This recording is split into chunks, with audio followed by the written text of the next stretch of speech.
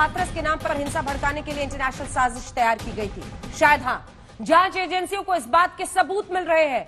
जांच में इस बात का खुलासा हो रहा है कि हाथरस के नाम पर दंगे के लिए पीएफआई यानी पॉपुलर फ्रंट ऑफ इंडिया को विदेश से करीब 100 करोड़ की फंडिंग की गई थी। 50 करोड़ मॉरिशस के रास्ते, 50 करोड़ खाड़ी देशों से। ये रिपोर्ट देखिए, फिर चर्चा की शुरुआत करेंगे।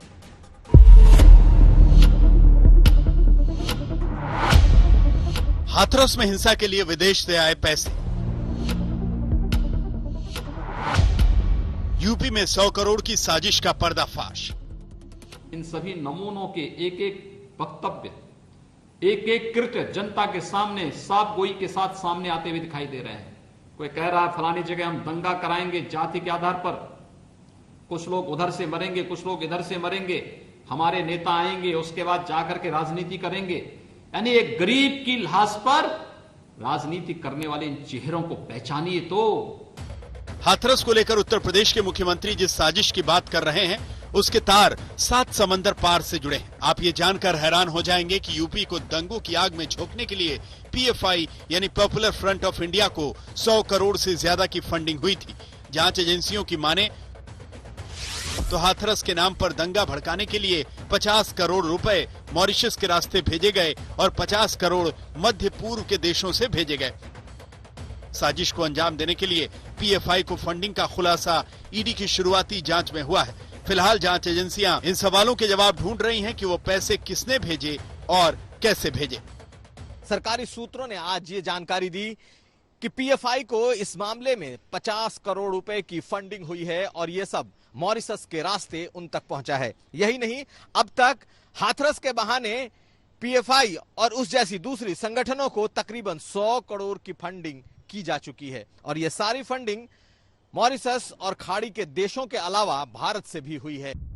पूरी साजिश के केंद्र में पीएफआई है, जिससे जुड़े 4 संदिग्धों को मथुरा से पकड़ा गया है। चारों पर, मथुरा और हाथरस दोनों जगहों पर एफआईआर दर्ज की गई है। जांच एजेंसियां पता लगाने की कोशिश कर रही हैं कि साजिश को अंजाम देने के लिए जस्टिस फॉर हाथरस वेबसाइट के जरिए कौन कौन सी अवैध गतिविधियां चलाई जा रही थी। किसी की साजिश को सफल नहीं होने देंगे। किसी गरीब के भविष्य के साथ खिलवाड़ करने की इजाजत किसी को नहीं देंगे। ये सभी षड्यंत्रकारी बेनकाब होंगे। जांच एजेंसियों को हाथरस में इंटरनेशनल साजिश के कई सबूत हाथ लगे हैं। यूपी में दंगे भड़काकर दुनिया में मोदी और योगी की छवि को खराब करने की साजिश का खुलासा हुआ है। जिस वेब प्लेटफॉर्म के जरिए दंगा भड़काने वाली वेबसाइट चल रही थी वो अमेरिकी है। उसी प्लेटफॉर्म का इस्तेमाल अमेरिका में ब्लैक लाइव मैटर्स के दौरान हुआ था। ऐसे ही प्लेटफॉर्म का हांगकांग के प्रदर्शन के दौरान भी इस्तेमाल हुआ। प्रदर्शनकारी हर जानकारी पाने के लिए इसका इस्तेमाल करते हैं। इसको ट्रैक करना आसान नहीं है। इससे अंदाजा लगाया जा सकता है कि हिंसा की साजिश के लिए पीएफआई की तैयारियां कितनी बड़ी थी, लेकिन पीएफआई सारे आरोपों से इनकार कर रहा है। Popular Front of India strongly condemns the attempt of the Uttar Pradesh government to link Popular Front of India with the allegation that we are trying to incite communal and caste violence. So this is highly deplorable and it is an attempt by the Uttar Pradesh government to divert the attention. इस बीच हाथरस कांड को लेकर हर रोज नए खुलासे हो रहे हैं। जांच के दौरान एसआईटी को कुछ चौंकाने वाले तथ्य हाथ लगे हैं। पता चला है कि पीड़िता के भाई का मोबाइल फोन उसकी पत्नी यानी पीड़िता की भाभी इस्तेमाल करती थी। इस नंबर से आरोपी संदीप के नंबर पर लगातार बातें हुई। बातचीत का सिलसिला 13 अक्टूबर 2019 से 20 मार्च 2020 तक चला। पीड़िता के भाई के मोबाइल से आरोपी संदीप के मोबाइल पर 62 कॉल की गई और संदीप के मोबाइल से पीड़िता के भाई के नंबर पर 42 बार कॉल आई, यानी दोनों फोन के बीच कुल 104 बार बातचीत हुई। अब जांच के बाद ही पूरी सच्चाई सामने आ पाएगी कि आखिर आरोपी और पीड़िता के भाभी के बीच क्या बातें हुई। लखनऊ से कुमार अभिषेक के साथ आज तक ब्यूरो। आइए चर्चा की शुरुआत करते हैं। सुधांशु त्रिवेदी जी राष्ट्रीय प्रवक्ता और सांसद भारतीय जनता पार्टी के हमारे साथ चर्चा में शामिल हो रहे हैं। राजीव राय जी प्रवक्ता समाजवादी पार्टी के, अखिलेश प्रताप सिंह जी प्रवक्ता कांग्रेस पार्टी के हमारे साथ जुड़ रहे हैं। वसीम रिजवी चेयरमैन शिया वक्फ बोर्ड के जुड़ेंगे कुछ देर में। Tasleem Ahmed Rahmani national secretary SDPI के हमारे साथ जुड़ रहे हैं। Shoaib Jamai chairman Indian Muslim Foundation के हमारे साथ जुड़ रहे हैं। सुधांशु जी आपके साथ शुरुआत करते हुए, ये आपकी एजेंसियों को घटना होने के कुछ दिन बाद सारी जानकारी मिलती है, क्या पहले से इन्हें जानकारी नहीं प्राप्त करनी चाहिए कि इस तरह के फंड्स को भेजने की कोशिशें हो रही हैं? आरोप तो ये है विपक्ष का कि आप मामले को भटकाने के लिए अब पीएफआई की तरफ इशारा कर रहे हैं और पीएफआई का कहना है कि यूपी के असल मुद्दों से भटकाने के लिए उनके नाम को घसीटा जा रहा है। सुधांशु जी। अंजना जी, जो आपने बात कही वो बड़ी वाजिब है। हमने अगर ये कार्रवाइयां नहीं की है तो ये हजारों एनजीओ जो विदेश से सैकड़ों करोड़ रुपए की सहायता पाते थे, उनके जब हमने अकाउंट खंगाले हैं और कहा भाई हिसाब तो दो, इनकम टैक्स रिटर्न तो फाइल करो, तो उसमें से हजारों, आपको पता है पहली बार में 5,000 के मांगे गए थे, केवल 250 ने रिटर्न दिए, बाकी सबके ऊपर कार्रवाई हो गई। तो कहते हैं हमारे ऊपर कार्रवाई की जा रही है और हम अपना डाटा नहीं बता रहे। 2010 में तत्कालीन वित्त मंत्री चिदम्बरम जी ने कहा था कि एनजीओ को विदेश से आया हुआ 10,000 करोड़ रुपया भारत में अनअकाउंटेड है। अच्छा सर, ये 100 करोड़ रुपए से क्या करने वाला था पीएफआई? ठीक है, एक सेकंड टोक के सर, आप ही से पूछ रही हूँ, मैं बाद में आऊंगी इस पे कि कब आप बैन करेंगे नहीं करेंगे, सिर्फ उकसाते रहेंगे मामले को। मुझे ये बताइए 100 करोड़ की क्या प्लानिंग थी, क्या करने वाले थे ये लोग? हाँ, अब आपको बताते हैं। क्या जब भी कोई घटना होती है हाँ। तो तुरंत उसको रिवर्स खंगाला जाता है। 9/11 हुआ था तो उसके बाद कुछ दिन के अंदर ही पकड़ लिया था ना अमेरिका ने कि खालिद शेख हो या मोहम्मद अट्टा हो, क्या कनेक्शन था। उसी प्रकार से महत्वपूर्ण बात जानते क्या है अंजना जी, ये मॉरिशस क्यों चुना गया? मॉरिशस में एक व्यवस्था है पीएन रूल, प्रोमिसरी नोट, यानी वहां पर पैसा जिस जगह जाता है वो आया कहां से था या पूछने का अधिकार मॉरिशस की सरकार को भी नहीं है। तो किसी भी जगह पीछे रहस्य बना रहता है कि ये पैसा आया कहां से। इसीलिए यहां महत्वपूर्ण है कि मॉरिशस को क्यों चुना गया, जहां से पीएन, जैसे किसी को स्टेट बैंक में पैसा रखना वो समस्या नहीं है, पर अगर स्विस बैंक में कोई पैसा रख रहा, इसका मतलब पैसा रखने वाले का नाम छुपाना चाह रहा है, क्योंकि वहां की सरकार के नियम के अनुसार नहीं रखता है। मेरे सवाल का जवाब नहीं मिल रहा है सुधांशु जी। मैं जो पूछ रही हूँ उसको समझिए। जो लोग विरोध प्रदर्शन में उतरे थे वो कांग्रेस के, समाजवादी पार्टी के, भीम सेना के, भीम आर्मी जो भी वो कहते हैं, वो उसके लोग थे। पीएफआई, एसडीपीआई, ऐसा कौन सा कहां पर विरोध प्रदर्शन हुआ? 100 करोड़ रुपए का ये लोग क्या करने वाले थे, ये समझ नहीं आ रहा है सर। अंजना जी, जो आपको वेबसाइट दिखी उसकी विषय वस्तु भाषा वो बिल्कुल अंतरराष्ट्रीय व्यवस्थाओं के अनुरूप है। हाँ। ये क्या करने वाले थे? अगर हमारी सरकार सजग नहीं होती और समय रहते कार्रवाई नहीं होती तो क्या क्या नहीं कर दिया होता, ये तो बाद में पता चलता। और पीएफआई पे हमने कुछ नहीं कहा है। वायनाड जहां से श्री राहुल गांधी सांसद हैं, वहां की कम्युनिस्ट सरकार ने पीएफआई पे प्रतिबंध लगा रखा है। तो ये बता दें जिस राज्य का प्रतिनिधित्व करते हैं वो अपनी राज्य सरकार से वो सहमत है या नहीं। कांग्रेस बता दे हाँ या ना। अखिलेश प्रताप सिंह। अंजना जी चलिए, कुछ भ्रम फैलाने के लिए आदरणीय मोदी जी की आवाज आपने सुनाई। हम आप सारे लोग, पूरा हिंदुस्तान जब दुराचार हुआ था उस वक्त मोदी और योगी जी, स्मृति ईरानी जी, उमा भारती जी और ये हेमा मालिनी जी, इन सब की आवाजें सुनने को तरस गए, लेकिन एक लफ्ज उन्होंने नहीं बोला। और उन्होंने एक दिन आके बताया कि बड़ी भारी साजिश थी, 100 करोड़ रुपए ये भी बता रहे हैं। तो 100 करोड़ रुपए जब्त किए होंगे ना, 100 करोड़ रुपए जब्त कर लिए होंगे ना बीजेपी वाले, सत्ता में ईडी वाले और जितने लोग हैं, तभी तो आप बताएंगे कि 100 करोड़ हुआ। इसी तरह की भाषा शाहीन बाग में जब तक दिल्ली का चुनाव चलता रहा पूरे देश के बीजेपी के नेता बोलते रहे, और उसमें भी ईडी और एनआई बताती रही, और 120 करोड़ रुपया आ भी गया था। 120 करोड़ रुपया ईडी ने बताया। ईडी का मतलब आप जानते हैं कि बीजेपी का एक cell, CBI, ED, income tax एक सेल है बीजेपी का, उसने भी बताया था। और जो शाहीन बाग का जो मेन ऑर्गेनाइजर था, शाहीन बाग पर तो सर अदालत ने कह दिया, तो क्या अदालत ने भी आपको सेल लग रही है बीजेपी की? मैं क्या कहा? अदालत ने कहा सिर्फ धरना प्रदर्शन सड़क पर नहीं हो सकता, यही कहा। हाँ। शाहीन बाग पे जिस तरह से बातें आज ये बीजेपी कर रही है कि पीएफआई फंडिंग थी, इंटरनेशनल लिंक था, फलाना था, धमाका था, उसके ऑर्गेनाइजर को बीजेपी ज्वाइन करा लिया। ये रिश्ता क्या कहलाता है? सुधांशु जी क्या कहलाता है? जिसके खिलाफ बीजेपी इतना बोलती रही, मुखर रही, देश के खिलाफ षड्यंत्र बताती रही, ईडी एनआईए बताती रही, 120 करोड़ रुपए आ गए, 20 करोड़ दुबई, 20 लाख दुबई से आ गए, एक भी पैसा जब्त नहीं हुआ, कागज में हवा में आ गए। बीजेपी को टारगेट कीजिए, पीएफआई के खिलाफ भी तो बोलिए सर। अरे पीएफआई के खिलाफ वायनाड से सांसद है ना राहुल जी, एकदम बैन लगा रखा है केरल की सरकार ने, कर्नाटक की सरकार ने। हम कह रहे हैं आप जो भी गलत कर रहा हो कार्रवाई करो, लेकिन जिस पीएफआई का आप जिक्र करते थे दिल्ली के शाहीन बाग में, उसके ऑर्गेनाइजर को बीजेपी ज्वाइन करा रही है। सुधांशु बीजेपी जी। में चले गए। सुधांशु जब जी। तक चुनाव चलता रहा तब तक देखिए, वो विलेन अखिलेश जी था, ने बोला। राष्ट्रद्रोही था, आज और ही- तब तक पता नहीं क्या क्या था। अखिलेश जी, अब मैं और वो बोलूं। तो ये रिश्ता क्या कहलाता है भाई? आप कभी मैं रिश्ता बता पीएफआई रहा के हूं। लोगों के खिलाफ अंजना बोलते जी। थे, और पीएफआई के जिन लोगों के खिलाफ आप बोलते थे वो बीजेपी ज्वाइन कर रहा है। अब सुधांशु इससे जी। बड़ा उदाहरण क्या अब मैं चाहिए? बिल्कुल ये सब संक्षेप में मिली बोलने दे भगत रहा है। हूं। अखिलेश जी, अब आप रिपीट कर रहे हैं, अब अपनी बात मुझे करने दीजिए।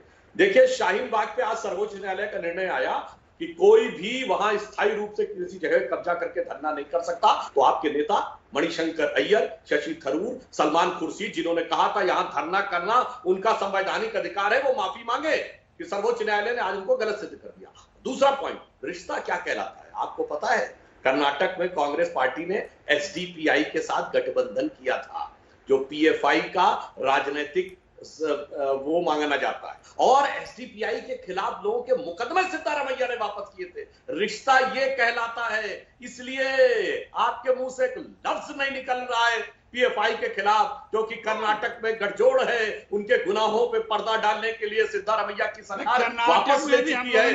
और देखिए, आप यहाँ पर कितनी अवैज्ञानिक बात कर रहे हैं, कितनी बचकानी बात कर रहे हैं। ये 50 करोड़ रुपया क्या सूटकेस में भर के आता है? जो पकड़ लिया होगा, ये 50 करोड़ रुपया बैंक के रूट से आता है, और वो रूट की ट्रैकिंग की जाती है कि अच्छा ये इंडियन अकाउंट में गया है। अब बताइए, राष्ट्रीय चैनल पे बैंक के ये गए और 50 करोड़ आया तो बहुत पकड़ अच्छी लिया बात बोली, होगा। बहुत ये अच्छी कौन बात सा बोली राहुल आपने। गांधी का प्रभाव आ गया? जनाब जनाब एक सेकंड, अंजना जी एक सेकंड। हाँ हाँ हाँ हाँ अखिलेश जी बोलिए। जल्दी से। अकाउंट के थ्रू ही आया, अकाउंट ये बता रहे पता लग गया।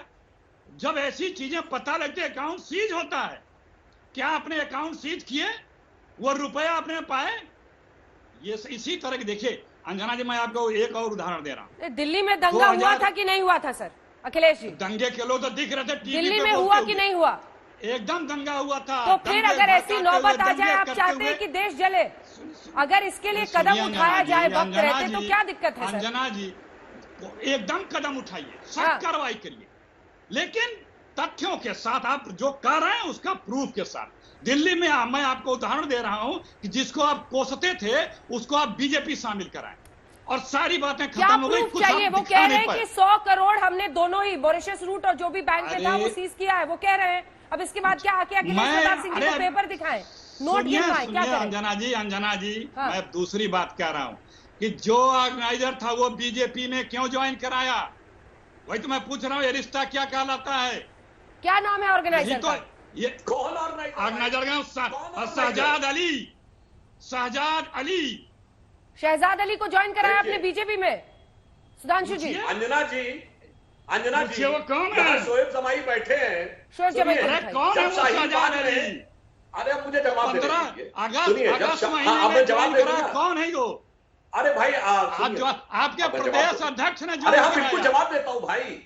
अखिलेश जी, हाँ। आप बोल चुके हैं, आप जवाब दें। जी जी भाई, अंजना एकदम जी भाई देखिए, जवाब दीजिए। जब जी सर्वोच्च भाई। न्यायालय ने बात करने के लिए भेजा था शाहीन बाग में, तो शाहीन बाग वालों ने ऐलानिया कहा था, ना हमारा कोई संयोजक है, ना हमारा कोई आयोजक है, इसलिए कोई बात नहीं करेगा।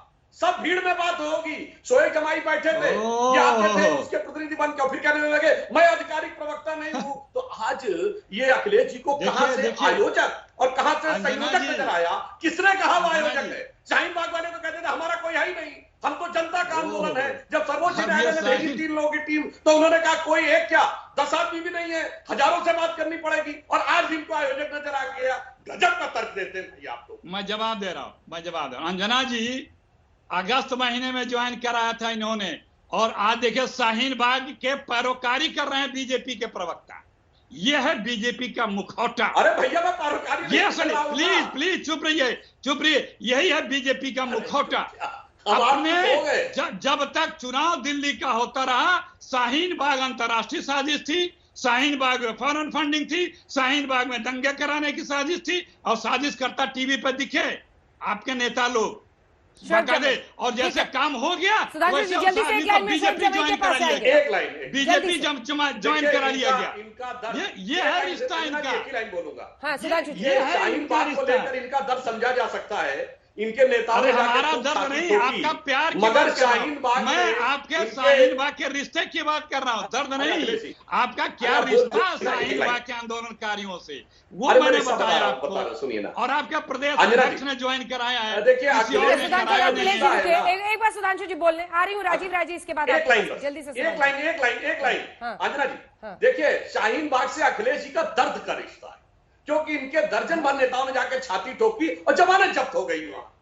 73,000 से जीत के आया आम आदमी पार्टी कैंडिडेट। आप रहमानी जी की दुखती रख पे क्यों हाथ रख रहे हैं बार-बार? दर्द का रिश्ता है, वो रिश्ता सबको आप पता है। हारने आपने जीतने की सीपीआई नहीं, वाले तस्लीम अहमद रहमानी जी की कमजोर सुधांशु नफ्स पे जी, क्यों उंगली रख रहे हैं? उनकी भी सुधांशु जमानत जी, जब्त हार हुई थी जीत वहां की पर। बात नहीं हो रही है। अभी तो वो सुधांशु एंट्री भी जी नहीं मार हार, पाए डिबेट एक में। सेकंड श्वेत जमाई, रुक अंजना जाइए जी, सर। अन्य लोगों को भी आने एक दीजिए सेकंड, अखिलेश 10 सेकंड दस सुधांशु जी, सेकंड हार अखिलेश। जीत की बात नहीं हो रही है, आपके चेहरे की बात हो रही है। 10 चेहरे आपके हैं, जिसको आप कल तक आतंकवादी बताते थे, काम आप ही फिर आपके पार्टी में ज्वाइन कराते हैं। यही आपका चरित्र है, पहले आप क्रिएट अरे करते कौन हैं, सा फिर क्रिएट आप ही के बताइए, लोग वो होते कहाँ हैं। है? वो सब शोएब आपकी जमाई, क्रिया शोएब करातू जमाई, थी। क्या ये क्रिया मोदी करातू। सरकार और योगी सरकार का विरोध करने की आड़ में दंगे अलग अलग जगहों पर रचे जा रहे हैं? सवाल सीधा, इससे भागिएगा मत। बीजेपी भटका रही है, नहीं भटका रही है, वो अलग मुद्दा है। उनको पॉलिटिकली सूट करता है, नहीं करता, अलग मुद्दा है। लेकिन अगर इस तरह की फंडिंग हो रही है और उसको डिफेंड करने आप जैसे लोग आते हैं, तो सवालों के घेरे में आप भी है। शोएब जमाई,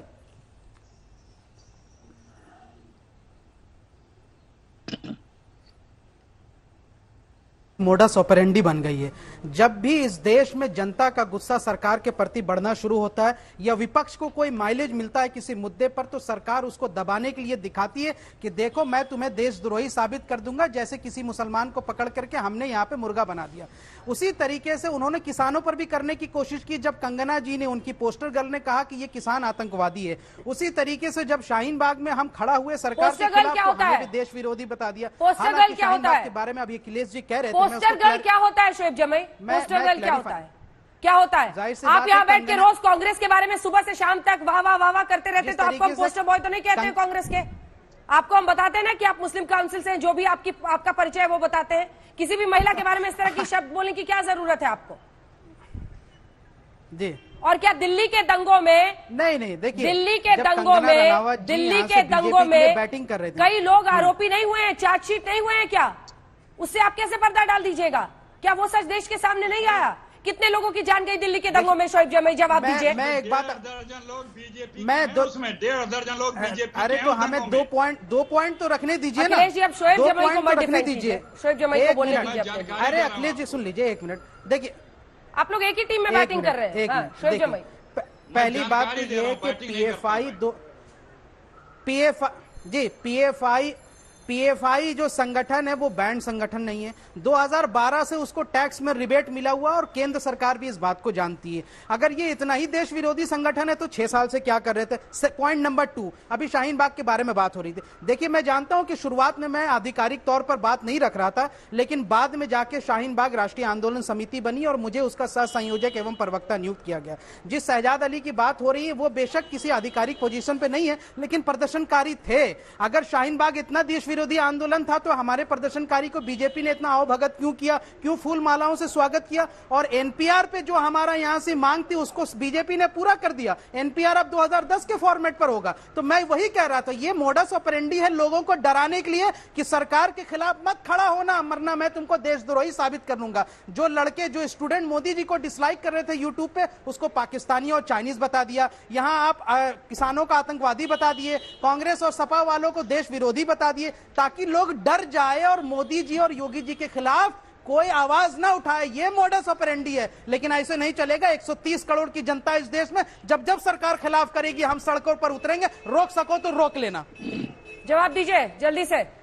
सुधांशु जी, फिर मैं आ रही हूँ राजीव राय जी। हाँ, देखिए, बिल्कुल। पहले तो देखिए, इस टीम के दोनों सदस्यों ने एक दूसरे का काम लगा दिया। शोएब जमाई ने साफ साफ कह दिया कि वहां ना कोई संयोजक था पहले, ना कुछ, वो बाद में एक संयोजन समिति बनी। और जिस व्यक्ति का नाम अखिलेश जी ने लिया उसका वो कहीं कोई पदाधिकारी नहीं था। हाँ, बाद में लोग आए थे। शाहीन बाग का एक नहीं, 100 से अधिक लोग भाजपा कार्यालय आए थे और उन्होंने कहा था कि हमें जो भटकाने और भड़काने का प्रयास किया गया, अब हमारा मन एकदम साफ हो गया, हमें चीजें समझ में आ गई हैं, इसलिए हम भाजपा के समर्थन में हैं। कहां की बात थी? अब तो अखिलेश जी जवाब दे जो शोएब जमाई ने कहा है। अखिलेश जी, और वो अखिलेश तो जी आंदोलनकारी था ना, जिस वो शहजाद आंदोलनकारी अली तो की था आप ना। बात कर रहे हैं, अरे नहीं उसने तो भाई, फिर जी, इंटरव्यू सुनिए। देकर आंदोलनकारी शोएब था। जमई, शहजाद अली, पूरे क्योंकि आप भी उस टाइम आंदोलन से जुड़े हुए थे, आप खुद ही सुनिए, बता रहे हैं, आप सुनिए, संयोजक थे। भाई, शहजाद मैं अली ने तो जवाब बाद दे रहा में बताया कि उस पूरे आंदोलन की सच्चाई क्या थी। वो शुरुआत हुई थी कि गलत नीतियों पर प्रोटेस्ट हो, उसके बाद शहजाद अली ने बताया कि कैसे अलग अलग राजनीतिक पार्टियां उस मंच का इस्तेमाल कर रही थी। अरे अब भाई आपको वो सजा वो सच्चाई क्या थी? हजारों पर मैं जवाब दूं। हजार एक सेकंड हजारों मैं जवाब दे रहा प्रदर्शनकारी हूँ, थे। फिर मैं शोएब- जवाब दे रहा हूँ। हजार मतलब सवाल शोएब जमई से पूछिए, वहाँ पे आते थे, उत्सुक हो जाते हैं हजारों प्रदर्शनकारी अपने वहाँ पर अखिलेश आते थे। प्रताप सिंह जी। अरे अखिलेश जी, धीरज हजारों- रखिए, राहुल गांधी पर हजारों सवालों का जवाब दीजिएगा ना। वहाँ आते थे। आप शोएब जमई को क्यों डिफेंड कर रहे उन हैं? हजार रुकिए थोड़ा, धीरज रखिए, सुनिए ना। धीरज रखिए अखिलेश जी। उन हजारों पर शोएब उन हजारों जमई को मत प्रदर्शनकारियों defend में कीजिए, अगर कांग्रेस एक ऐसे दो दिन नहीं आए आदमी हैं अभी कि आपको उन शोएब हजारों जमई को डिफेंड प्रदर्शन- करना आप पड़े। कांग्रेस की चिंता छोड़ दीजिए, शोएब जमई अपने को आप जवाब जो देने जवाब दीजिए। मिला, उसकी शोएब काम जमई, करिए। अरे उन हजारों सुधांशु त्रिवेदी ने हम उन हजारों प्रदर्शन- बोलिए तब मैं बोल रहा उन हूं। हजारों मैं किसी उन के बीच में- हजारों किसी के बीच प्रदर्शनकारियों बोलने का में मुझे शौक नहीं है। शोएब जमई, उन हजारों पर सुनिए, उन हजारों प्रदर्शनकारियों में अगर एक दो लोग बीजेपी में जा रहे हैं तो हमें तो कोई फर्क नहीं अरे मुझे पड़ता। तो आंदोलन की लेकिन सच्चाई बीजेपी पे बताइए सवाल ना। जरूर उठता है जहां कि जहां पर चलिए लगता हमारा है अदना कि हवा सही सरकार के प्रदर्शनकारी खिलाफ था। बन रही है, वहां पर आग सुलगाने की हैं? कोशिश होती है क्या? सवाल सीधा सुनाई दे रहा है तो इसका जवाब दीजिए। किसी भी पार्टी में कल को कोई कांग्रेस ज्वाइन कर ले, बीजेपी कर ले, वो अलग बात है। आंदोलन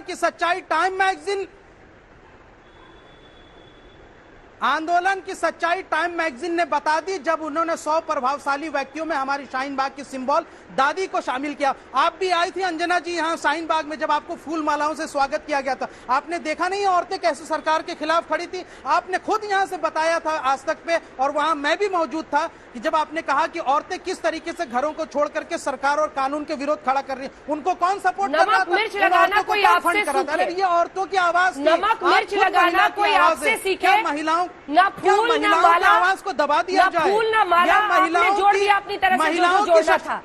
देखिए कैसे आप लोग सियासी करवट किसी भी मामले को दे देते महिलाओं हैं, को वो इसी से सशक्तिकरण- पता चलता है। कौन सा फूल क्या माला शोएब महिलाओं जमई? की सशक्तिकरण कौन सा का फूल सिंबल माला? नहीं था? मुझे बताइए। कौन सा फूल माला अंजना बताइए? जी, क्या झूठ बोल दिया आपने, क्या मेरे महिलाओं सामने के- मेरे मुंह पे झूठ बोल दिया।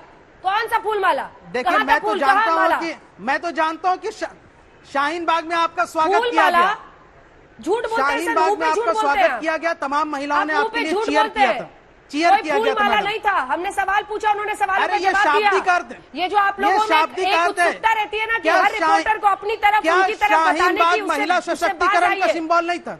उससे बाज आइए, झूठ मत बोलिए टीवी पे बैठ के। कोई फूल माला नहीं क्या हुआ था वहाँ पर। शाहीन बाग राजीव महिला राय जी, सशक्तिकरण का सिंबल नहीं था? जातीय दंगा क्या सवाल अरे छोड़िए सर, हमें भी पता है, दिन रात हमें भी पता है कि वहाँ पर शाहीन 4 बाग लाइन के महिला आगे जाने सशक्तिकरण का के लिए सिंबल नहीं कितनी था क्या? जद्दोजहद करनी पड़ी, मुझे भी पता है।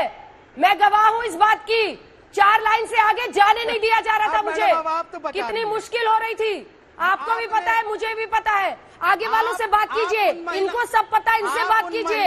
ये क्रिश्चियन वाले यहाँ बैठे, इनसे बात कीजिए। सच हमने दिखाया, किसी की बेइज्जती नहीं, किसी का सम्मान नहीं। सवाल और सवाल का जवाब सच और तथ्य, इसी पर हम चलते हैं। अब आप उन दादियों के आप इसे सम्मान को कराते यहाँ रहे, से पहले फूल ठुकरा माला रही हैं, कहिए, फिर जो बेइज्जती आपको दिया कहिए। गया वहाँ पे, आपके झूठ की जो सफाई आपको देने दिया के लिए मैं यहाँ नहीं बैठी हूँ। राजीव अरे राय जी कम से वापस कम आते हैं हाथरस उन पर। दादी- रुक जाइए उन आप, दादियों रुक को- जाइए आप। उन दादियों की दुआएं, कब उन तक दादियों एक को शाहीन बाग को आप भुनाते रहिएगा शोएब जमई?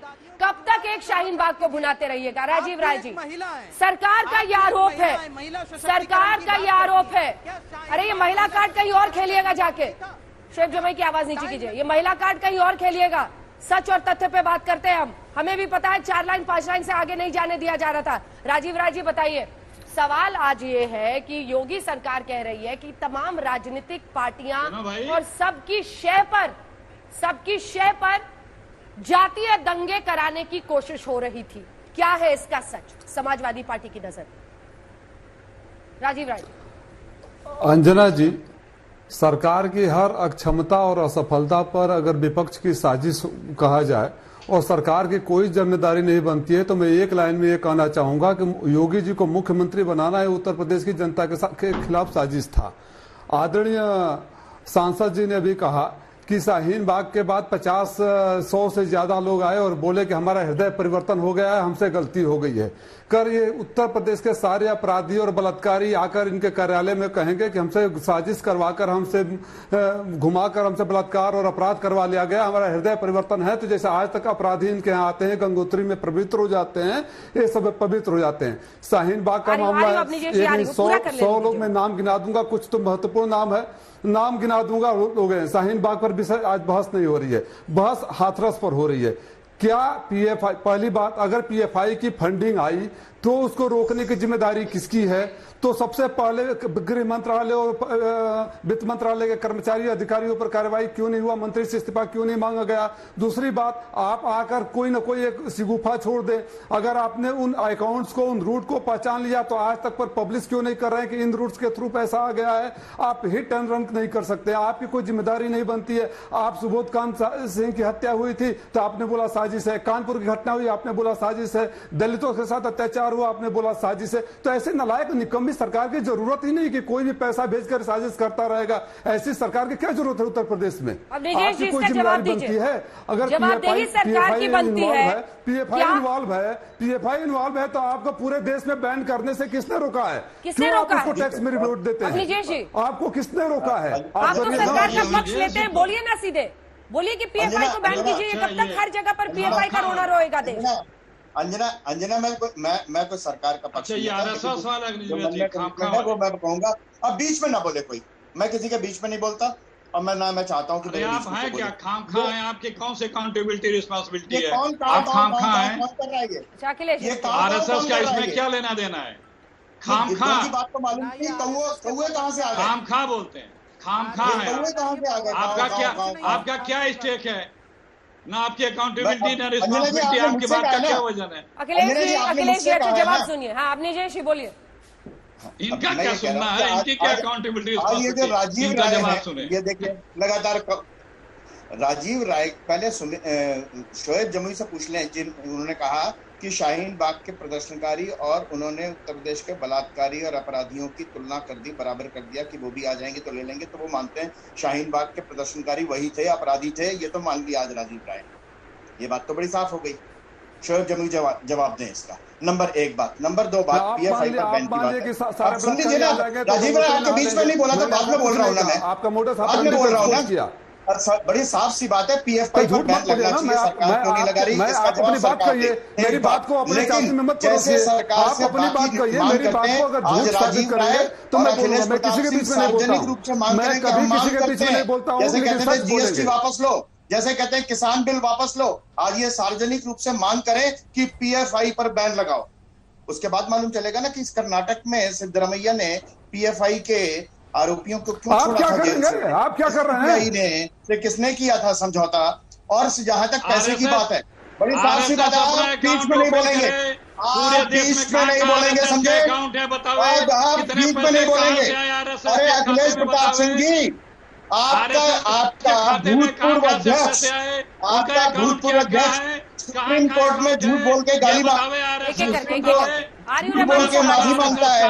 कल उसने 8,000 करोड़ का घोटाला किया, 8,000 करोड़ का घोटाला किया, कहा कि मोदी जी ने लिया है, यूपीए ने लिया था।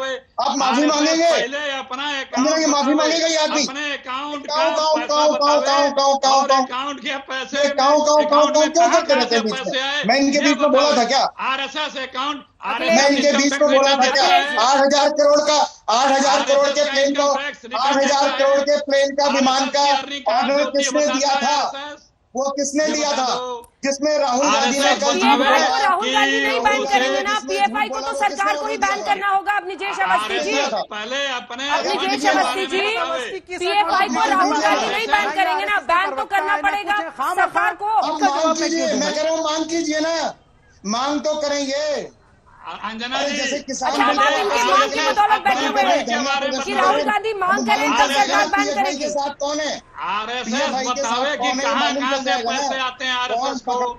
आरएसएस अपना अकाउंट नंबर बतावे, आरएसएस अपना खर्चा बतावे, आरएसएस अपना इनकम टैक्स रिटर्न बतावे। एसडीपीआई वाले तस्लीम अहमद रहमानी साहब भी हमारे साथ हैं। तस्लीम अहमद रहमानी साहब, क्या देश में कहीं भी ऐसी घटना होती है जहां पर आपको लगता है सरकार के खिलाफ लोगों का विरोध हो रहा है, वहां पर देश को जलाने, दंगा भड़काने की आप लोग नौबत पर उतर आए हैं। एसडीपीआई भी आरोपी माना गया है इस पूरे मामले में यूपी सरकार के तहत। रहमानी साहब, ये इस तरह की बातें आप करते हैं, क्या प्रूफ है? अंजना जी, यूपी सरकार का दावा है, बोला है, हर जगह मत कूदिए। रहमानी साहब के लिए भी आप डिफेंड कीजिएगा। रहमानी साहब बोलिए। आधे घंटे बाद मौका दिया है। टेलीविजन की डिबेट्स तो हम लोग देख ही लेते हैं, मीडिया सेल रिकॉर्ड करता है, जब भी मौका मिलता है हम लोग देख लेते हैं। मैं टेलीविजन डिबेट देखने तो नहीं बैठा हूँ ना यार। कितने लोग में है दूसरी बात मैं ये कहना चाहता हूँ कि आज जिस अंदाज से आप लोगों ने जिस अंदाज से कहा जा रहा है, बहुत ये साफ है, सारा देश समझ रहा है कि जब उत्तर प्रदेश की सरकार कोई भी जवाब देने की पोजीशन में नहीं रही और आए दिन रेप पर रेप हुए चले जा रहे हैं, बच्चियां बर्बाद हुई जा रही हैं और सवाल का जवाब नहीं दे पा रही, तो पीएफआई के कंधे पे बंदूक रख के पूरी अपोजिशन को फायर करने की कोशिश की जा रही है। इससे पहले भी 125 करोड़ रुपए आज तक साबित नहीं हुआ दिल्ली दंगों को लेके। एक झूठ बोलना फासिज्म की सबसे बड़ी दलील है कि वो आंखों में आंखें डाल के ये 100 करोड़ नहीं आया है और साबित नहीं कर पाते। ये 100 करोड़ नहीं आया है। हमारा कैडर 50 रुपए के लिए तरसता है काम करने को, और आप 50 करोड़ और 100 करोड़ ले आते हैं। सुधांशु जी कह रहे हैं कि मॉरिशस के रूट से आ गया। चलिए, मॉरिशस में नहीं पता चलता, खाड़ी के रूट में तो मीडिया सेल आप कह रहे थे कि रिकॉर्डिंग करता है, क्या जवाब है? यदि आप सैलरी कहां से जाती है? आज हमें डिफेंड करने की जरूरत नहीं पड़ी है, आज एसडीपीआई को डिफेंड करने की कोई जरूरत नहीं है। आज सारा देश देख रहा है कि कैसे खुली जबान से खुले बंदो झूठ बोला जाता है अपने जुर्म और अपने कसूर को छुपाने के लिए। ये साफ जाहिर है। रहमानी साहब, अभी आप कह रहे थे 50 रुपए नहीं है आपके पास। ये जो मीडिया सेल वाले आपकी रिकॉर्डिंग करते हैं, उनकी सैलरी कहां से जाती है? और मैं वाजे कर दूं, अभी इससे पहले सवाल नहीं जा रहा है इनके कान में, इनके ऑडियो चेक कीजिए, इनको कान में जा रहा है। पीएफआई कहीं बैन नहीं है, न केरल में बैन है, न कर्नाटक में बैन है, कहीं बैन नहीं है। लेकिन उत्तर प्रदेश आज बिहार में आपको ऑडियो जा रहा है, पॉलिटिकल पार्टी बनी है, गठबंधन बना के खड़ी हुई है, तो आप एसडीपीआई को बदनाम करना चाहते हैं, आप एसडीपीआई से। ये सारे तमाशे सिर्फ इसलिए हैं कि आप ये नहीं चाहते कि किसी भी सूरत कोई अपोजिशन की आवाज इस फंस गए। तो एक सवाल सुनने को तैयार नहीं है। तस्लीम अहमद रहमानी, एसडीपीआई, ध्यान से सुनिए जो पूछ रही हूँ। अभी आप कह रहे थे 50 रुपए का रोना है, तो ये जो मीडिया सेल आपका है जो कह रहा है कि पूरी वीडियो रिकॉर्डिंग आप क्या कर रहे हैं, उनकी सैलरी कहां से जाती है? आपके मीडिया सेल की कहां से सैलरी जाती है अगर 50 रुपए भी नहीं है आपके पास? तो ये बैकग्राउंड में आवाजें आ रही है, टेक्निकल प्रॉब्लम है कोई। अंजना जी जरा सा चेक करा दीजिए, सवाल आपकी आवाज पूरी नहीं आ रही हो जाती है। टेक्निकल प्रॉब्लम अब ठीक हुई कि नहीं हुई रहमानी साहब? जी ये तो चुटकुला ही हो गया सर, सब सुन रहे हैं। जब मैं सवाल काम का पूछती हूँ तो आपको ऑडियो ही नहीं जाता है। नहीं, मुझे वाकई बहुत आवाज आ रही है। हमारी आवाज अभी आप रो रहे थे 50 रुपए नहीं है सर, 50 रुपए को भी आप लोग रोते हैं, तो ये मीडिया सेल की सैलरी कहाँ से जाती है? कर रही है 50 रुपए को भी रोते हैं, तो मीडिया सेल की सैलरी कहाँ से जाती है सर? कितने लोग हैं मीडिया सेल में? हमारे पास वॉलंटियर्स हैं, हमारे पास वॉलंटियर्स हैं। और मैंने पहले भी कहा था कि बिना पैसे के सारे शोज रिकॉर्ड करते हैं या खास तौर पे हल्ला बोल कैडर एसडीपीआई के पास है। मुल्क में चंदी कैडर बेस्ड ऑर्गेनाइजेशन है, उनमें सबसे ज्यादा पायस, वेल मैनर्ड, डिसिप्लिन और डेडिकेटेड कैडर एसडीपीआई के पास है, जो पैसों की परवाह किए बगैर काम करता है, उनके घर का खर्च कैसे चलता है? सोशल चेंज के लिए काम करता है। उनके घर का खर्च कहाँ से चलता है? वो चलाते हैं ना, अपने काम भी करते हैं। कौन नहीं करते हैं? क्या कम्युनिस्टों के पास कैडर नहीं है? क्या आरएसएस के पास कैडर नहीं है? जैसे 2-3 ही ऑर्गेनाइजेशन मुल्क में है। क्या भीम आर्मी जैसे आरएसएस वालों का घर चलता है वैसे ही चलता है। आरएसएस वालों का क्या वो साबित कीजिए। जो हाफ पैंट पहन के जो खेलते हैं वैसे ही चलता है। उन्होंने 100 करोड़ रुपए की बात आज की है, 125 करोड़ रुपए की बात पहले की है। मैं चैलेंज करता हूँ, जरा से भी सरकार पूरी तरह से गिर जाती है तो आपके लिए रामबाण है। पीएफआई, पूरा थ्रेड बताएं, इंटरनेशनल फंडिंग, इंटरनेशल साजिश। इंटरनेशनल किसी को योगी सरकार में कोई इतना इंटरेस्ट नहीं है सारी दुनिया को मिलके के योगी सरकार को गिराए। वो सरकार अपने वजूद से, अपने कर्मों से खुद गिर रही है और उसके लिए लर्जा छाया हुआ है योगी सरकार के अंदर कि कब अवाम उस सरकार को गिरा देंगे। रेप पे रेप हुए जा रहे हैं, शर्म नहीं आती। एक आदमी गेरुए कपड़े पहन के कत्ल करता है, लूटता है, बकारों को जलाता है और उसके बाद मुख्यमंत्री बन जाता है, और जब उसकी क्रिमिनल ब्रिगेड पूरे उत्तर प्रदेश में रेप प्रॉब्लम गेरुआ से होती है और जवाब देना मुश्किल हो जाता है, के ऊपर प्रॉब्लम गेरुआ से है। ठीक है, सुधांशु जी जवाब दीजिए। रामबाण है, पीएफआई, इंटरनेशनल साजिश, इंटरनेशनल फंडिंग। अंजना जी, आज मैं समझ नहीं पा रहा हूं कि हमारे विपक्ष के जितने मित्र हैं वो हिट विकेट होने के लिए क्यों आए। देखिए, वक्तव्य की शुरुआत की रहमानी ने क्या बोला, रहमानी जी ने कि 50 रुपए के लिए हमारा कैडर तरसता है, और वक्तव्य के सेकंड हाफ तक आते आते क्या बोल गए, अरे उसके पास तो अपना इतना खर्चा है कि अपने आप वीडियो रिकॉर्डिंग करके सब चलता है। और लास्ट में आते आते दिल की आरजू दबों पे ऐसी आई कि गिरवा वस्त्र पहने हुए व्यक्ति मुख्यमंत्री बन जाता है। उफ, ये दिल में जो दर्द का रिश्ता है वो चारों में बड़े समान रूप से दिखता है, जो हमारे चारों मित्र बैठे हुए हैं, और आप देखिए एक दूसरे को डिफेंड करने के लिए कैसे दौड़ रहे हैं। बिल्कुल सच बात है रहमानी साहब, आपके वर्कर को 50 रुपया नहीं मिलता क्योंकि आने वाला पैसा पेशेवर बवालियों के पास जाता है, आपके कैडर के लिए नहीं आता। उसको तो कहा बेटा तू फंडा चंद गिरदारी, न लुटिया न थारी, चलता रहे। और आप देखिए अभी अखिलेश जी विजय जी के लिए कह रहे थे खाम में आरएसएस वाले भाई, मैं पूछना चाहता हूं राहुल गांधी जी क्या है आज? न नेता प्रतिपक्ष, न अध्यक्ष, न यूपी के प्रभारी, और अध्यक्ष थे और खुद ही कह दिया मैं अध्यक्ष में इंटरेस्टेड नहीं हूं, मगर आ गए खाम का। शोर है। अरे भाई ये खाम का है, नहीं तो क्या है भाई? डेमोक्रेसी का मगर हर चीज का बयान करने के लिए सबसे आगे डेमोक्रेसी का गला घोट है क्या सुधांशु जी? क्या डेमोक्रेसी में जनता को अधिकार नहीं है?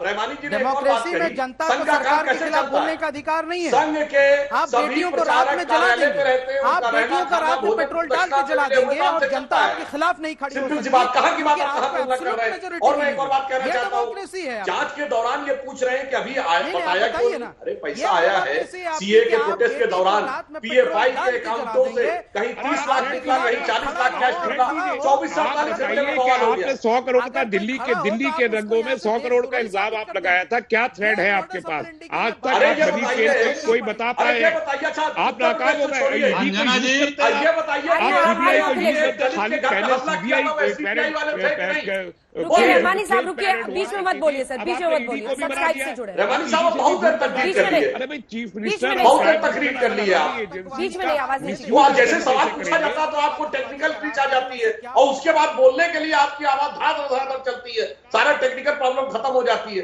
क्योंकि समस्या टेक्निकल नहीं है, मॉरल है, लीगल है। क्राइम के थ्रू आप सरकार बचा के रखना चाहते हैं। मैं बोलूं अखिलेश जी? हाँ अखिलेश जी। अंजना जी, अभी सुधांशु जी ने कहा कि राहुल गांधी क्या, देखिए सार्वजनिक जीवन में एक पद होता है जैसे प्रधानमंत्री का पद, और एक कद होता है।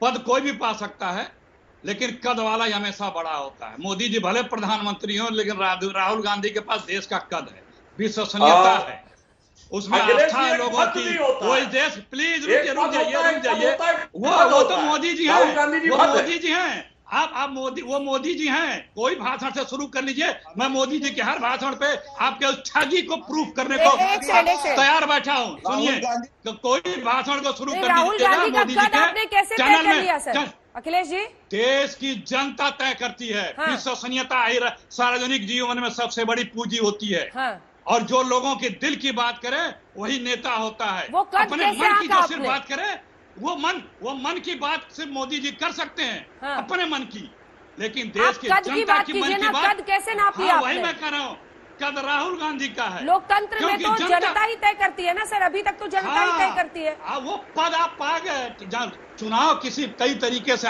विश्वसनीयता, चुनाव आप बहुत लोग जीत सकते हैं, जीत जाते हैं, लेकिन क्या उनकी विश्वसनीयता है? क्या उनकी इमेज है? मतलब आप कह रहे हैं कि अब भारत की जनता विश्वास किसी और को करती है, वोट किसी और को देती है। मोदी जी जनता की बात करते हैं कि अपने मन की बात करते हैं? अच्छा ये बताइए ना कि जनता की बात सुनते हैं मोदी जी? राहुल गांधी पर करती है, वोट मोदी जी को दे देती है। मैंने कहा चुनाव के बहुत कारण होते हैं जीतने के, बहुत से लोग चुनाव जीत जाते हैं, लेकिन इंसान सार्वजनिक जीवन में सबसे बड़ी पूंजी होती है, वो है अकाउंटेबिलिटी, क्रेडिबिलिटी। वो राहुल गांधी के पास है। अकाउंटेबिलिटी, क्रेडिबिलिटी राहुल गांधी के पास है। राहुल गांधी वो देश के नेता हैं कि जो आम लोगों की आवाज है। राहुल गांधी देखिए, मोदी जी सिर्फ अपनी आवाज अखिलेश जी ने बहुत अच्छी बात नहीं, रुकिए बात होने दीजिए, बहुत आप बोल लीजिए। मोदी जी सिर्फ अपनी आवाज है, राहुल गांधी देश की आवाज है। मोदी जी सिर्फ अपनी बात करते हैं, देश की बात नहीं करते हैं। जो देश सुनना जानना, यहीं पे आज योगी जी का भाषण सुना रही है। एक मिनट रुकिए, यहीं पे आज योगी जी का भाषण आपने सुनाया, लेकिन जब आप लोग सारा देश हाथरस में जूझ रहा था तो पीएम और मोदी जी नहीं आवाज दिख रही थी किसी की। और हर बात पे, चाहे पहले इसी सब मुद्दों पे कितना मुखर होते थे योगी जी और मोदी जी, लेकिन आवाज नहीं सुनाई दी। जब देश की जनता इंतजार करती रही कि आवाज दो, जब चीन के बॉर्डर पे हमारे सैनिक दो हाथ कर रहे हैं, मोदी जी खामोश हैं और झूठ बोलते हैं। अच्छा, अब भाषण हो गया, वो समय मोदी जी खामोश क्यों रहते हैं? आप देखा था 1 मिनट ठीक है, अब हो गया आपका, अब जवाब भी सुनिए। हो गया, जवाब भी अब जवाब सुन लीजिए। सुधांशु जी जवाब दीजिए। राहुल गांधी जी की कद और क्रेडिबिलिटी। राहुल गांधी जी कांग्रेस के 136 साल के इतिहास में, यानी एलन ऑक्टेवियम ह्यूम 1885 से लेके 2020 सोनिया गांधी जी तक पहले एकमात्र राष्ट्रीय अध्यक्ष हैं जिनके दौरे हुकूमत में कांग्रेस 2 बार सदन में नेता प्रतिपक्ष पाने लायक बहुमत नहीं जुटा पाई, 2.5 अंक में रही, सबसे ज्यादा संख्या में राज्य हारे।